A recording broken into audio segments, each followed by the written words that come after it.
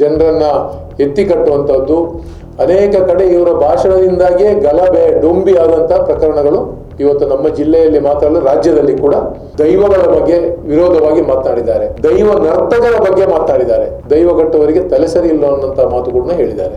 ತನ್ನದಲ್ಲದನ್ನು ಎಲ್ಲವನ್ನೂ ಹೀಯಾಳಿಸುವಂತಹ ಒಂದು ಸಂಸ್ಕೃತಿ ಅದು. ಅಂದ್ರೆ ಪ್ರಧಾನ ದೇವರುಗಳು ಏನಿದ್ದಾರಲ್ಲ ಅದನ್ನ ಬಿಟ್ಟು ಕಿರುದೈವ ಸಂಸ್ಕೃತಿ ಏನಿರ್ತದೆ, ತುಳುನಾಡಿನ ಆರಾಧನಾ ಸಂಸ್ಕೃತಿ, ಅದನ್ನು ಕೂಡ ಇವರು ಹೀಯಾಳಿಸ್ತಾರೆ. ಅವರ ಮೇಲೆ ನಮ್ಮ ಪಕ್ಷದಿಂದ ಕೇಸನ್ನು ಕೂಡ ನಾವು ದಾಖಲಿಸ್ತೇವೆ. ಇವರು ನಡೆಸುವಂತಹ ಶಾಲಾ ಕಾಲೇಜುಗಳಲ್ಲಿ ಓದ್ತಾ ಇರುವಂತಹ ಹೆಣ್ಣು ಮಕ್ಕಳ ಅವಸ್ಥೆ ಏನಿರಬಹುದು. ಇನ್ನೊಂದು, ಅವರ ಲೆವೆಲ್ಗೆ ಹೋಗಿ ಹೇಳೋದಕ್ಕೆ ಯಾರೋ ಹಾದಿ ಬೀದಿಯ ಪುಂಡರನ್ನ ತರಬೇಕಷ್ಟೇ. ನಮ್ಮಂತವ್ರು ಈ ಒಂದು ಸ್ಟೇಟ್ಮೆಂಟ್ಗೆ ಪ್ರತಿ ಹೇಳಿಕೆ ಕೊಡೋದಿದೆಯಲ್ಲ, ಅದು ಅಸಹ್ಯ. ಇಂಥವರು ಅಲ್ಲಿ ಹೋಗಿ ರಾಜಾರೋಷವಾಗಿ ಭಾಷಣ ಮಾಡ್ತಾರೆ ಅಂತ ಹೇಳಿದ್ರೆ ನಿಜವಾಗಿ ಕೂಡ ಇದನ್ನ ಮಹಿಳಾ ಸಮುದಾಯ ಖಂಡಿಸ್ತದೆ. ಇವತ್ತು ಕಲ್ಲಡ್ಕ ಪ್ರಭಾಕರ್ ಭಟ್ ಅವರು ಹೇಳಿರುವಂತಹ ಒಂದು ಅವಾಚ್ಯವಾದಂತಹ, ಅಶ್ಲೀಲವಾದಂತಹ, ಸೆಕ್ಸಿಸ್ಟ್ ಹೇಳಿಕೆ, ಬಹಳ ಅಶ್ಲೀಲವಾದಂತಹ ಒಂದು ಹೇಳಿಕೆಯನ್ನ ಮುಸ್ಲಿಂ ಸಮುದಾಯದ ಮಹಿಳೆಯರ ಬಗ್ಗೆ ಹೇಳಿದ್ದಾರೆ.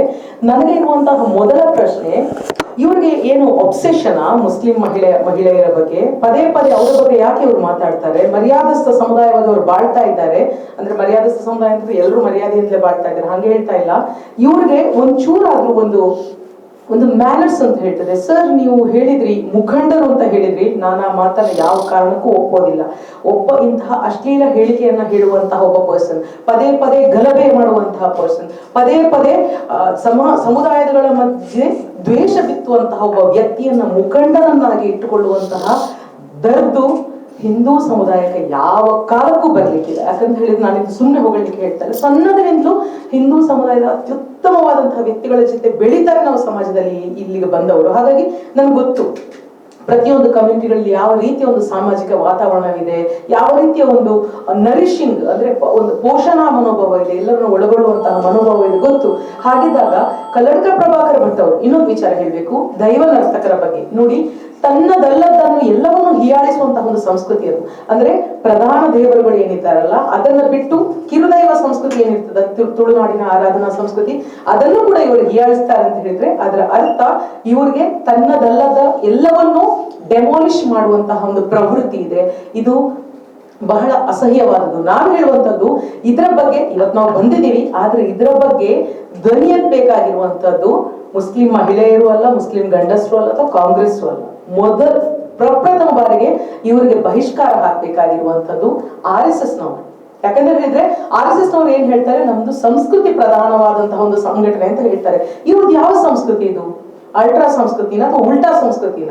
ಈ ರೀತಿ ಇಷ್ಟು ಅಸಹ್ಯವಾಗಿ ಮಾತಾಡುವಂಥದ್ದು. ಇವರ ಶಿಷ್ಯ ಒಬ್ಬ ಅವತ್ತು ಹೇಳಿದ್ರಲ್ಲ, ಏನು ಮುಸ್ಲಿಂ ಸ್ತ್ರೀಯರಿಗೆ ಆರ್ಗಾನಿಸಮ್ ಆಗ್ತಾ ಇಲ್ಲ ಅಂತ. ಎಷ್ಟು ಎಂತ ಒಂದು ಬಕ್ವಾಸ್ ನಾನ್ಸೆನ್ಸ್ ಹೇಳಿಕೆಯನ್ನು ಇವರು ಶಿಷ್ಯ ಹೇಳಿದ್ದಾರೆ ಅವತ್ತು. ಅಂದ್ರೆ ನಾವು ಹೇಳುವಂತದ್ದು, ಇವರು ಮುಸ್ಲಿಂ ಮಹಿಳೆಯರ ಬಗ್ಗೆ ದೂರದಿಂದ ಇಂಥ ಒಂದು ಕಲ್ಲು ಬಿಸಾಡ್ತಾರೆ. ಇವರ ವರ್ತುಲದಲ್ಲಿ, ಇವರ ಆಶ್ರಯದಲ್ಲಿ, ಇವರು ನಡೆಸುವಂತಹ ಶಾಲಾ ಕಾಲೇಜುಗಳಲ್ಲಿ ಓದ್ತಾ ಇರುವಂತಹ ಹೆಣ್ಣು ಮಕ್ಕಳ ಅವಸ್ಥೆ ಏನಿರಬಹುದು?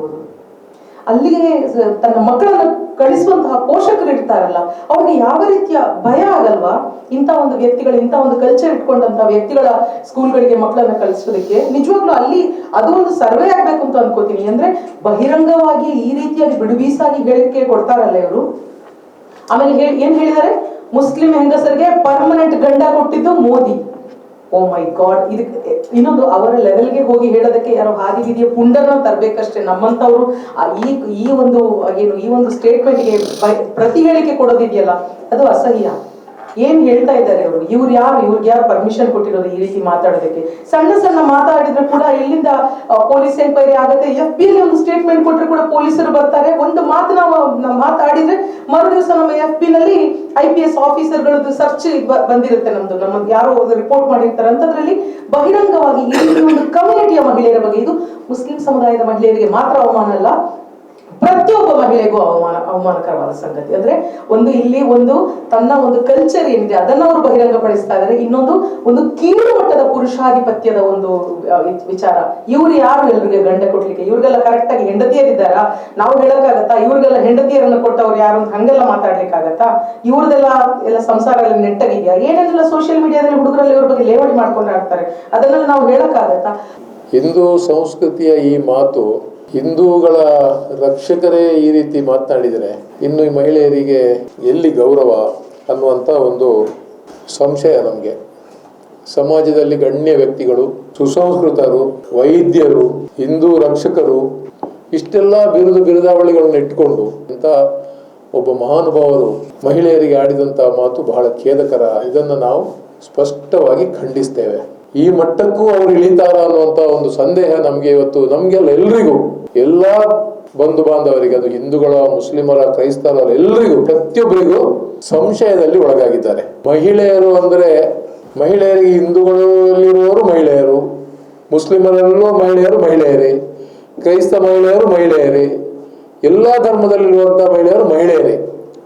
ಒಂದು ಧರ್ಮದ ಮಹಿಳೆ ಬೇರೆ ಅಲ್ಲ, ಇನ್ನೊಂದು ಧರ್ಮದ ಮಹಿಳೆ ಬೇರೆ ಅಲ್ಲ. ನಾವು ಒಂದು ವರ್ಗದ ಮಹಿಳೆಯರನ್ನು ಅವಹೇಳನ ಮಾಡಿದರೆ ಅದು ಇಡೀ ದೇಶದ ಮಹಿಳೆಯರಿಗೆ ಅವಮಾನ ಮಾಡಿದ ಹಾಗೆ. ಆದ್ರಿಂದ ಅವರು ಹೇಳ್ತಾ ಇರುವಂತದ್ದು ಬಹಳ ಖೇದಕರ.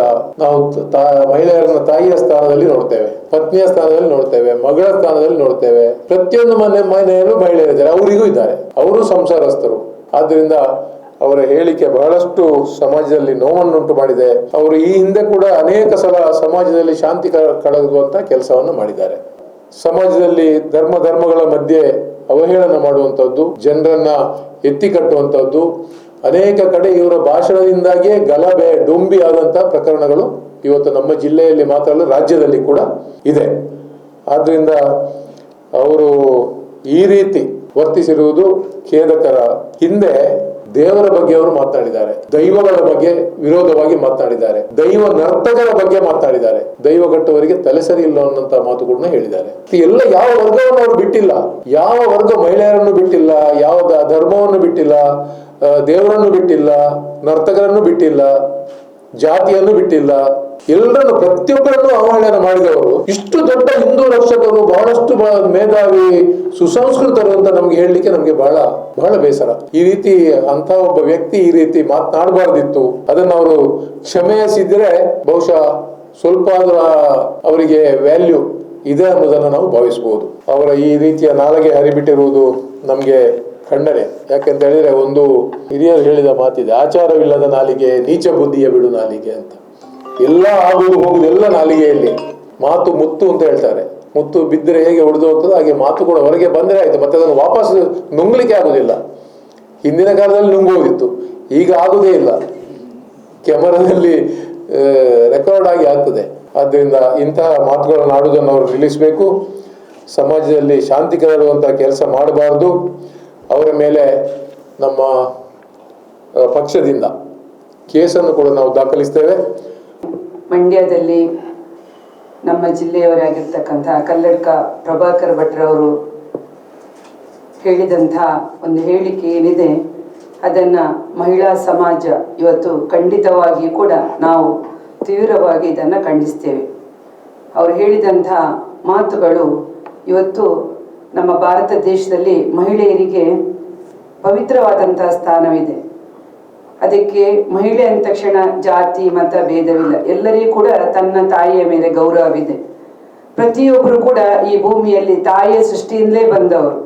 ಅಂತಹ ಮಾತೆಗೆ ಈ ಜಗತ್ತು ಕೂಡ ಗೌರವಿಸ್ತದೆ. ಆ ಒಂದು ನೆಲೆಯಲ್ಲಿ ಇಂಥವರು ಅಲ್ಲಿ ಹೋಗಿ ರಾಜಾರೋಷವಾಗಿ ಭಾಷಣ ಮಾಡ್ತಾರೆ ಅಂತ ಹೇಳಿದ್ರೆ ನಿಜವಾಗಿ ಕೂಡ ಇದನ್ನ ಮಹಿಳಾ ಸಮುದಾಯ ಖಂಡಿಸ್ತದೆ. ಯಾವುದೇ ಜಾತಿ ಧರ್ಮ ಎಲ್ಲವನ್ನು ಮೀರಿ ಮಹಿಳೆಯರಿಗೆ ಆಡಿದಂಥ ಇಂತಹ ಮಾತುಗಳನ್ನ ನಾವೆಲ್ಲರೂ ಸೇರಿ ಖಂಡಿಸ್ತೇವೆ ಅಂತೇಳಿ ನಾನು ಮೊದಲಾಗಿ ಹೇಳಿಕೊಂಡು, ಬಹುಶಃ ಇಂತಹ ಸಂಸ್ಕೃತಿ ನಮ್ಮಲ್ಲಿ ಬರಬಾರ್ದು. ಸಂಸ್ಕೃತಿ ಇವತ್ತು ಬಾಯಲ್ಲಿ ಮಾತ್ರ ಇವರು ಸಂಸ್ಕೃತಿಯ ಬಗ್ಗೆ ಹೇಳ್ತಾರೆ. ಇವರು ಆಡುವಂತ ನುಡಿಗಳಲ್ಲೂ ಕೂಡ ಈ ಸುಸಂಸ್ಕೃತ ಬರುವುದಿದ್ರೆ ಸಂಸ್ಕೃತಿಯ ಬಗ್ಗೆ ಯಾರಿಗೆ ಹೇಳ್ತಾರೆ ಇವರು? ಇವತ್ತು ಸಮಾಜ ನೋಡ್ತದೆ, ನಮ್ಮ ಜಿಲ್ಲೆಯಲ್ಲಿ ವಿದ್ಯಾವಂತರಿದ್ದಾರೆ, ಬಹಳಷ್ಟು ಜನ ಗೌರವಸ್ಥರಿದ್ದಾರೆ, ಎಲ್ಲರೂ ಇದನ್ನ ನೋಡುವಂತಹ ಪರಿಸ್ಥಿತಿ ಇವತ್ತು ಬಂದಿರುವಾಗ ಇವರಂತವರು ಇಂತಹ ಹೇಳಿಕೆಗಳನ್ನ ನೀಡಿರೋದು ಕೂಡ ಖಂಡನೀಯ. ಬಹುಶಃ ಇವತ್ತಿನ ದಿನದಲ್ಲಿ, ಇವತ್ತಿನ ವ್ಯವಸ್ಥೆಯಲ್ಲಿ ಪ್ರತಿಯೊಂದು ಸ್ಥಾನದಲ್ಲಿ ಕೂಡ ಮಹಿಳೆ ಇವತ್ತು ಗೌರವ ಸ್ಥಾನದಲ್ಲಿ ನಿಲ್ತಾಳೆ. ಪುರುಷರಿಗೆ ಸರಿ ಸಮಾನವಾಗಿ ಒಂದು ಹೆಜ್ಜೆ ಮೇಲೆ ನಿಂತು ಅವಳ ಎಲ್ಲ ಕೆಲಸ ಕಾರ್ಯಗಳನ್ನು ಕೂಡ ತನ್ಮೂಲಕ ಮಹಿಳೆಯರು ಮಾಡ್ತಾ ಇದ್ದಾರೆ. ಆ ನೆಲೆಯಲ್ಲಿ ಇವತ್ತು ತನಗೆ ಗೌರವವನ್ನ ಕೊಡುವುದು, ಈಗಾಗಲೇ RSS ಸಂಸ್ಕೃತಿಯು ಕೂಡ ಇವತ್ತು ಹಿಂದೂ ಸಂಸ್ಕೃತಿಯಲ್ಲಿ ಏನು ಹೇಳ್ತಾರೆ, ಎಲ್ಲರನ್ನು ಕೂಡ ಗೌರವಿಸುವ ಸಂಸ್ಕೃತಿ, ಹಿಂದೂ ಧರ್ಮದ ಬಗ್ಗೆ ಎಲ್ಲ ಅದರ ಬಗ್ಗೆ ಮಾತಾಡ್ತಾರೆ. ಬಹುಶಃ ನಾವೆಲ್ಲರೂ ಒಂದು ಮನಸ್ಥಿತಿಯಲ್ಲಿ ಒಂದು ಸಮಾಜದ ಅಭಿವೃದ್ಧಿ, ನಾವು ಒಂದು ಒಟ್ಟು ಹೋಗಬೇಕು. ಎಲ್ಲ ಹಿಂದೂ, ಮುಸಲ್ಮಾನ್, ಕ್ರಿಶ್ಚಿಯನ್ ಎನ್ನುವಂತಹ ಭೇದ ಭಾವ ಇಲ್ಲದೆ ಎಲ್ಲರನ್ನ ಪ್ರೀತಿಸಿಕೊಂಡು ಒಟ್ಟಿಗೆ ಕೊಂಡು ಹೋಗುವುದೇ ನಮ್ಮ ಭಾರತ ದೇಶದ ಸರ್ವ ಜನಾಂಗದ ಸಂಸ್ಕೃತಿ. ಇಂತಹ ಹಲವು ಸುದ್ದಿ ಮಾಹಿತಿ ವಿಶ್ಲೇಷಣೆಗಾಗಿ ಸನ್ಮಾರ್ಗ ನ್ಯೂಸ್ ಸಬ್ಸ್ಕ್ರೈಬ್ ಮಾಡಿ. ನಿರಂತರ ನೋಟಿಫಿಕೇಶನ್ ಪಡೆಯಲು ಬೆಲ್ ಐಕಾನ್ ಒತ್ತಲು ಮರೆಯದಿರಿ.